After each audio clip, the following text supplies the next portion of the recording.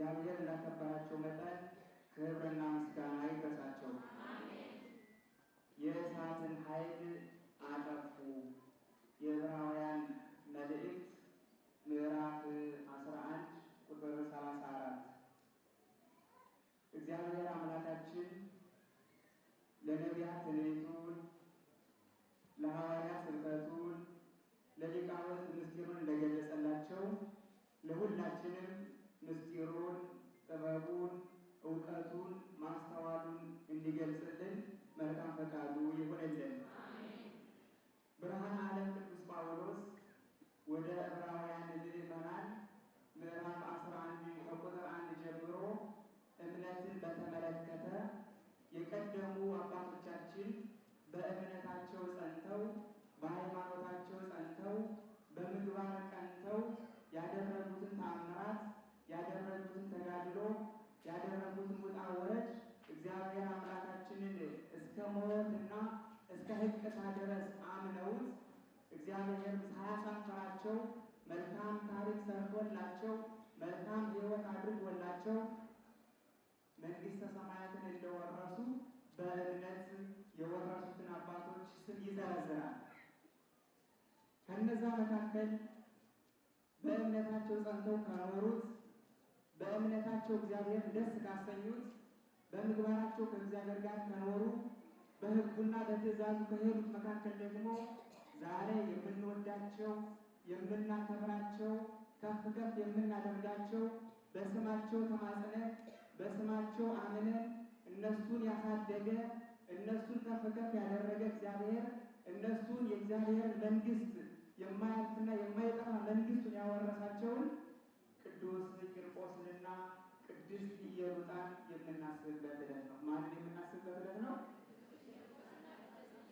አዎ፣ አምላካችን እግዚአብሔር በቅዱስ ገብርኤል አድሮ በብርሃናዊው መልአክ አድሮ በታላቁ መልአክ አድሮ ኢየሉጣንና ቂርቆስን ዓለም ካዘጋጀችባቸው መከራና ስቃይ ከእቶነ እሳት የዳኑበትን እንደገና ደግሞ እምነታቸው የተፈተነበትን በእምነታቸው ደግሞ እንደ ወርቅ በእሳት ተፈትነው አልፈው ለእኛ አርአያ እንዲሆኑ እግዚአብሔር እድሉን እንደሰጣቸው ለእኛም አምላካችን እግዚአብሔር የእነሱን በረከት ያሳደረብን።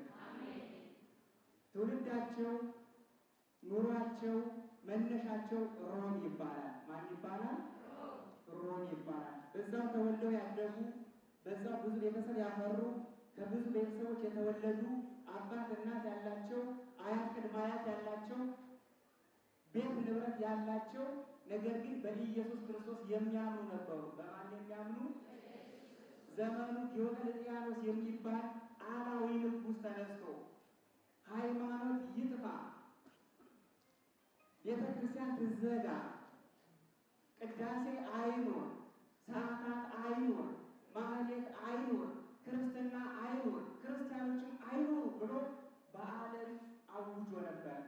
ነገር ግን እነኚህ ሁለቱ ቅዱሳን እናትና ልጁ ቂርቆስና ኢየሉጣ በእግዚአብሔር ሕግ ስለሚመሩ እግዚአብሔርን ስለሚወዱ ከዛ በፊት ያደረገላቸውን ታምር ስለሚያውቁ አባቶቻችን ያዳነ አባቶቻችን ያጸደቀ ለአባቶቻችን ግርማና ሞገስ የሆነ እግዚአብሔርን አልተዉትም። የንጉሥ ትእዛዝ ነው ብለው አልፈሩም። ሀገረ ገዥ ያዘዘው ብለው አልፈሩም። ከእግዚአብሔር የሚለይ ትእዛዝ ሲመጣ እምቢ ይላሉ። ምን ይላሉ? እምቢ ይላሉ። አንድ መሪ እግዚአብሔር እንዳዘዘው ሲገዛ፣ እግዚአብሔር እንዳዘዘው ሲመራ፣ በእግዚአብሔር ሕግ ሲሄድ፣ በእግዚአብሔር ትእዛዝ ሲጓዝ፣ የእግዚአብሔር ሕግ ሲፈጽም ነው እንጂ የእግዚአብሔር ሕግ ካልፈጸመ መታዘዝ አይቻልም። ከእግዚአብሔር ሕግ ሊያወጣ ከሆነ እግዚአብሔርን የሚያስረሳ ከሆነ አምላክን አታምልኩ የሚል ከሆነ እሱ መሪ ሳይሆን ለመመራትም ያልተዘጋጀ ነው። አዎ፣ በዚህ ጊዜ ዲዮቅልጥያኖስ ሕዝቡን ሁሉ ጨፈጨፈ። ክርስቲያኖች ሁሉ አለቁ። ዘመነ ሰማዕታት ተብሎ ይጠራል። 40 ዓመት ዘመነ ሰማዕታት። ምን ሰማዕታት? የማን ሰማዕታት? የሰማዕታት ዘመን። ብዙ ሰማዕታት የተወለዱበት ብዙ ሰማዕታት የፈሩበት ብዙ ሰማዕታት ቅድስት ቤተ ክርስቲያንን ለዛሬ የሰጡን ዛሬ እንዲህ በሁለት እግሯ ቆማ እንድትሄድ ያደረጉ ብዙ ሰማዕታት ያለፉበትና የተወለዱበት የተገኙበት የተጸነሱበት ተጸንሰው ያደጉበት አድገው በሃይማኖታቸው አምነው እግዚአብሔርን ደስ አሰኝተው ያለፉበት ዘመን ነው። እኛም ደግሞ እንደነዛ ንጉሥ ወይም ደግሞ እንደነሱ ያለ ዘመን እንኳን ባይመጣ አምላካችን እግዚአብሔር በሃይማኖታችን እንዲያጸናን መልካም ፈቃዱ ይሁንልን። ታሪኩን ሁላችሁም ታውቁታላችሁ። አጠር ለማድረግ ሰዓት እንዳይወስድብን ጣዖት አቁሞ ከ20 ዓመት በኋላ እለእስክንድሮስ የሚባል ከዛ ለቃ ስትሄድ ለቀው ሲሄዱ ከሀገራቸው ወጥተው ሲሄዱ ሌላውም ደግሞ በዛ ንጉሥ ትእዛዝ የሚመራ ነበር። በዛ ንጉሥ ሕግ የሚሄድ ነበር። ስለዚህ ለክርስትና አልተመቸም፣ ለክርስቲያኖች አልተመቻቸውም እና ቅድስት ኢየሩሳሌም አቀረባት። እንዴት ሁሉ ሕዝብ እየሰገደ እኔ ላቆምኩት ምስል እየሰገደ ከወርቅ ለተሰራው ምስል እየሰገደ አንቺ ለምን አትሰግጂም? ክርስቶስን ካጂ ለጣዖት ስገጂ አላት። ማንን ካጂ? ለማን ስገጂ? የፈጠረሽን ትተሽ ፈጣሪሽን ትተሽ አምላክሽን ትተሽ ገዥሽን ትተሽ ብርሃኑንና ጨለማውን የሚያፈራርቀውን እግዚአብሔርን ትተሽ ክረምትና በጋ የሚያፈራርቀውን እግዚአብሔርን ትተሽ ሲታመሙ የሚያድን ሲሞቱ የሚያስነሳ ሲወድቁ የሚያስነሳ አምላክሽን ትተሽ እኛ ለሰራ ነው እኛ ላቆም ነው ዓይን ላለው ግን ለማያየው ጆሮ ላለው ግን ለማይሰማው እጅ ላለው ግን ለማይዳስሰው ለማይጨብጠው እግር ላለው ለማይንቀሳቀሰው ግዑዝ ለሆነው በዕለተ ሰሉስ ለተፈጠረው ስገጂ አላት። እንዲህ አይነት ሕግ እግዚአብሔር አያምጣብን። አሁን እንደዚህ አይነት ትእዛዝ ሊመጣ እሺ ነው የምንለው ወይስ አይ መሪ ነው ዘመኑ ስለሚያሳልፈው ችግር የለውም እግዚአብሔር እስከሚፈቅድ ድረስ እንሰግድለታለን ነው አይደል የምንለው? እንደዛ ብሎ ሃይማኖት የለም። ዘመን የወደደውን ንጉሥ የወደደውን ዘመን የወለደውን መከተል አይቻልም። ብርሃነ ዓለም ቅዱስ ጳውሎስ የትናንትና አምላክ የዛሬም አምላክ የነገም አምላክ ወግም መውቱ እስከ ለዓለም እስከ ዘላለም ጸንቶ የሚኖር በአንድነቱ በሦስትነቱ ጸንቶ የሚኖር አምላካችን መድኃኒታችን ኢየሱስ ክርስቶስ ነው ይላል። ሌላ አምላክ የለም። እንደውም መጀመሪያ እና አንደኛው ትእዛዙ የታምልኩ ባዕድ አምላክ ዘእንበሌ ያለ እኔ ባዕድ አምላክን አታምልኩ። እስኪ ያለ እኔ በሉ። ሌላ አምላክን አታምልኩ። በሰማይ ያለውን ጨረቃውን በሰማይ ያለውን ፀሐዩን ከዋክብቱንም ቢሆን በሰው እጅ ለተሰራ ምስልም ቢሆን በሰው እጅ ለተሰራ ወርቅም ቢሆን አልማዝም ቢሆን ዕንቁም ቢሆን ምን አትበሉ አታምልኩ። በዚህ ጊዜ ኢየሩሳ ከበዳት፣ በጣም ቸገራት፣ ጨነቃት። እናት ነች፣ ደግሞ የሚያምር ልጅ አላት። የ3 ዓመት ልጅ ገና ጠብቶ ያላደገ አድጎ ያልጨረሰ ያንን ልጅ የት አደርገዋለሁ? ልጄን የት እተወዋለሁ? ውስጧ ታወከ፣ ተጨነቀች። በዚህ ጊዜ አምላካችን እግዚአብሔር አንድ ነገር አሳሰባት። የ3 ዓመት ሕፃን አለኝ።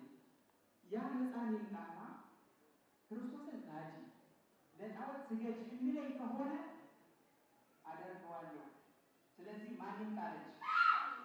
ማን ይምጣለች? ያ ሕፃን ይምጣ፣ ያ የሚወደው ሕፃን ይምጣ፣ አምጬ የወለድኩት ሕፃን ይምጣ፣ ቂርቆስ ይምጣ አለች። እግዚአብሔር እንደዚህ አይነት ሕፃን ዛሬ ያስነሳልን። ታምነዋለች። እግዚአብሔር በሕፃናት አድሮ እንደሚናገር ታውቃለች። ነቢየ እግዚአብሔር ቅዱስ ዳዊት በማተደይቆ ሕፃናት አስተዳሉ ተሰማተ ከሕፃናት ገና ከጨቅላዎች ጡት ከሚጠቡ ከሚንቀሳቀሱ አድገው እድገታቸው ላልጨረሱ እናት ቤተሰቦቻቸው ለምኑ ከሚወዱ ሕፃናት መካከል ምስጋናን አዘጋጀን። ምናዘጋጀን? ምን አዘጋጀን? ምስጋናን አዘጋጀን። አንድነት ሦስትነትን አዘጋጀን። በሕፃን ላይ ተገልጠን ተአምር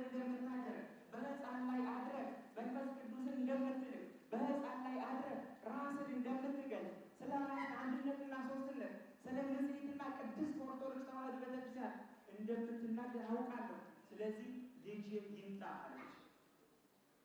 ያ ሕፃን መጣ። የ3 ዓመት ሕፃን መጣ። ምንም አያውቅም እኮ 3 ዓመት ሕፃን የሚያውቀው ነገር አለ የለም። ይሄ ውሃ ነው ብትሉት ወደ ውሃ ነው የሚገባው። እሳት ነው ብትሉት እሳት ነው የሚገባው። እስከሚያቃጥለው ድረስ ይገባል። ቅዱስ ቂርቆስ መጣ። አንተ ብላቴና ሕፃን ገና አድገህ ያልጨረስክ አሁን የምነግርህን ቃል እሺ ካልከኝ ንግሥናዬን እሰጥሃለሁ፣ በሀገሬ መሪ አደርግሃለሁ፣ በአውራጃ መሪ አደርግሃለሁ። እንዳንተ ያለ ባለስልጣን አይኖርም። ለእናንተም የፈለጋችሁትን ገንዘብ ሰጣችኋለሁ። በዓለም ዝነኞች እንድትሆኑ አደርጋችኋለሁ። ሀብታሞች እንድትሆኑ አደርጋችኋለሁ። ባለጸጋዎች እንድትሆኑ አደርጋችኋለሁ። ነገር ግን ክርስቶስን ካጂ ለጣዖት ስገጂ የሚለውን ለእናንተ ንገራታለሁ። እግዚአብሔርን አተን ሀብት ሞት ነው። እግዚአብሔርን አተን ሕይወት ሞት ነው። ከእግዚአብሔር የተለየ ስልጣን የለም። ከእግዚአብሔር የተለየ ፍቅር የለም። ከእግዚአብሔር በላይ የሆነ ገንዘብ የለም። ከእግዚአብሔር በላይ የሆነ ስልጣንም የለም። ከእግዚአብሔር በላይ የሚሆን አንዳችም ነገር የለም። ምክንያቱም የሁሉም ፈጣሪ ነውና። እግዚአብሔር ሀብታም ነው፣ ለሁሉ ይበቃል ይላል። እግዚአብሔር ምንድን ነው? ለስንት ይበቃል? ለሁሉም ይበቃል። ወይ አክል ለሁሉም ይበቃል። በሃይማኖታችሁ ጽኑ፣ በምግባር ቅኑ እንጂ ስለ ሀብቱ ችግር የለበትም። እግዚአብሔር ይሰጠናል። ይህንን ቃል ቂርቆስ ሲሰማ ሰላም ለእኔ አለው። ሰላም ለአንተ ይሁን። እኔ ምስጋና አለኝ፣ እኔ ደስታ አለኝ፣ እኔ አምላክ አለኝ፣ እኔ ፈጣሪ አለኝ። ይብላኝ ለአንተ ለጣዖት ለምትሰግድ፣ በእጅ ለተሰራ ጣዖት ለምትሰግድ፣ ሕሊና ለሌለው፣ አስተሳሰብ ለሌለው፣ በእጅ ለሰራው ለምትሰግድ፣ በእጅ የሰራው የምታመልክ አምላኬን ለረሳ እኔማ አምላክ አለኝ። የነ አናንያ የነ አዛርያ የነ ሚሳኤል አምላክ አለኝ። የነ ቅዱስ ጊዮርጊስ አምላክ አለኝ። የነ ኤጲፋንዮስ የነ ዮሐንስ አፈወርቅ አምላክ አለኝ። 3 ደቂቅን ያዳነ አምላክ አለኝ። እነ ሙሴን መርቶ ወደ ሀገራቸው ባህር ከፍሎ ያሻገረ አምላክ አለኝ። በጠራራ ፀሐይ ላይ ዝናብን እያወረደ ከመከራ ከስቃይ እስራኤልን የታደገ አምላክ አለኝ። አንተ ለምትለው አልሰግድም አለ። በዚህ ጊዜ አይምሮ ተለወጠ፣ ፊቱ ተቀየረ፣ የሚያደርገውን አጣ። በእሳት እንዲቃጠሉ፣ እንዲታረዱ፣ እንዲቆረጡ፣ እንዲፈለጡ አዘዘ እና እናቱ ኢየሉጣ ደግሞ ኮራችበት። እናቴ ሆይ አላት፣ ጥብይቴ ዮም ፈጽም ገድለነ። ቅዱስ ያሬድ በደንብ ይገልጸዋል።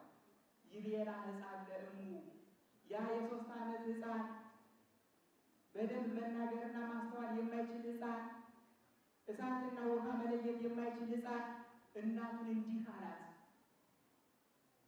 ጥብይቴ ዮም ፈጽም ገድለነ። እነሆ በርቺ፣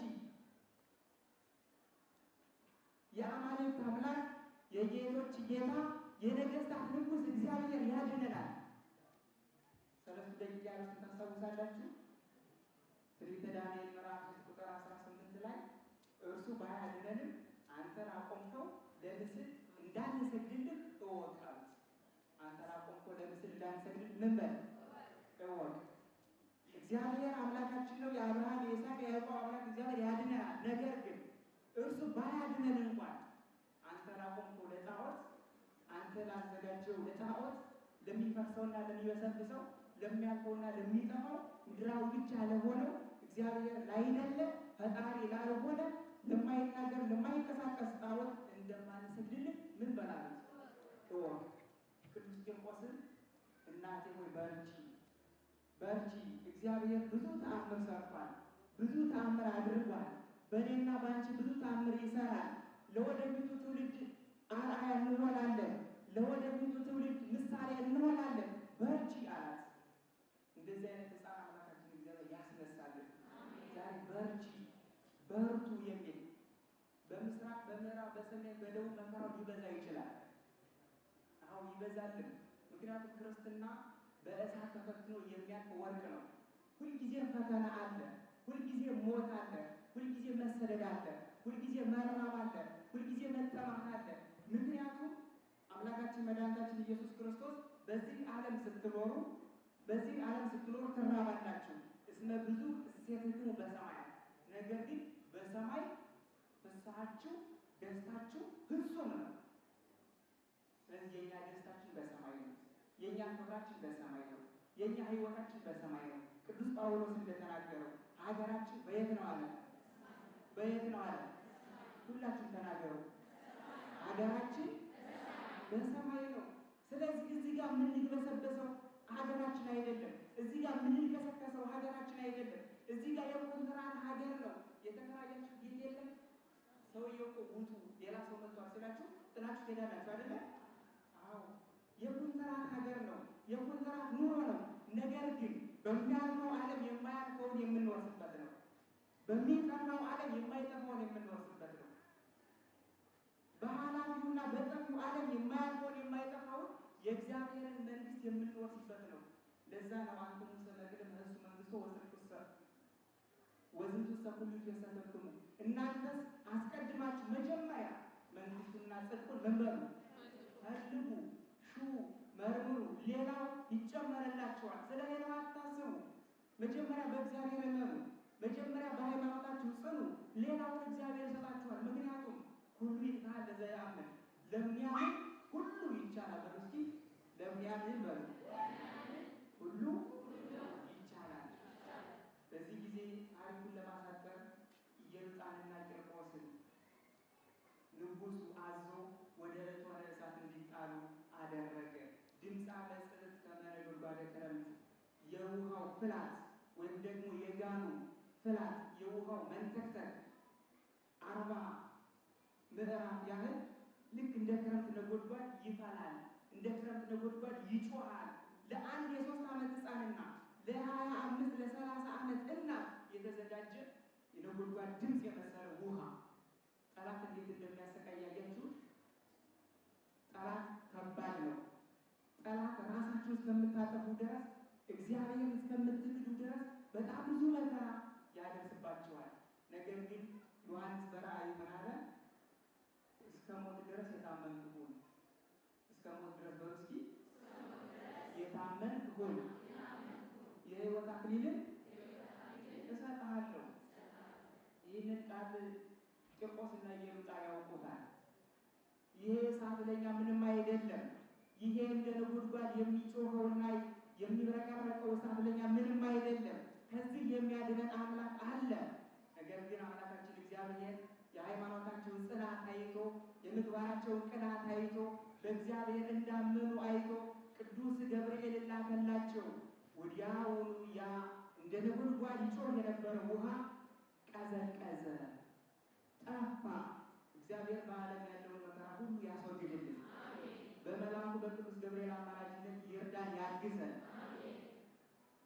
የእሳትን ኃይል ምን አሉ?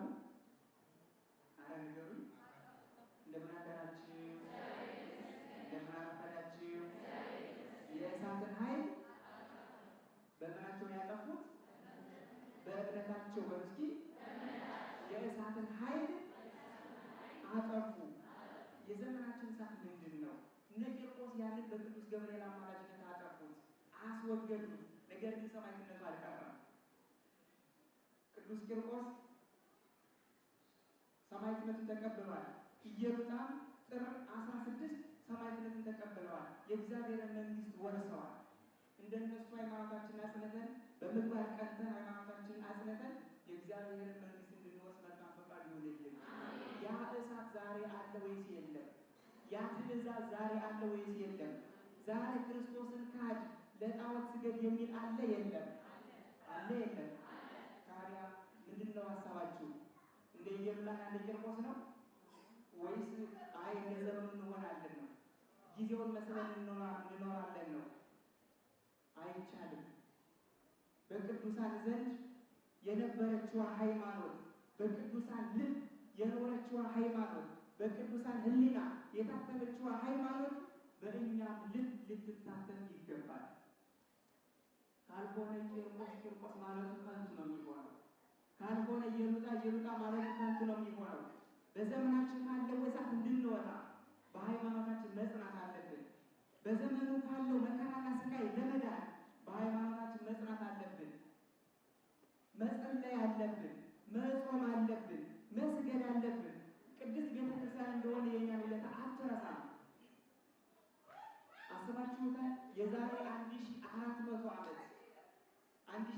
በ100 ዓመት የተደረገ ተአምር በቅዱስ ገብርኤል አማላጅነት የተደረገ ተአምር በኢየሉጣና በቂርቆስ የሃይማኖታቸው ጽናት የተደረገ ተአምር ይኸው ዛሬም አለ።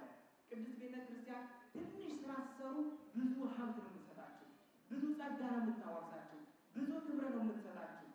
ስለዚህ እንደ ኢየሉጣና እንደ ቂርቆስ እንድንጸና ማን ያግዘን?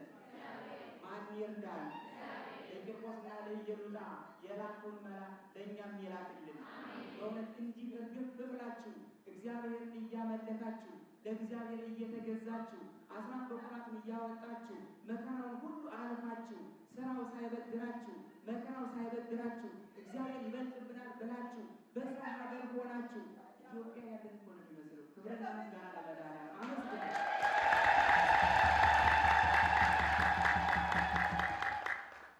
እነሱ ወደ ሌላ ሀገር ሄደው ሃይማኖታቸውን ሲሰብኩ ነው የኖሩት።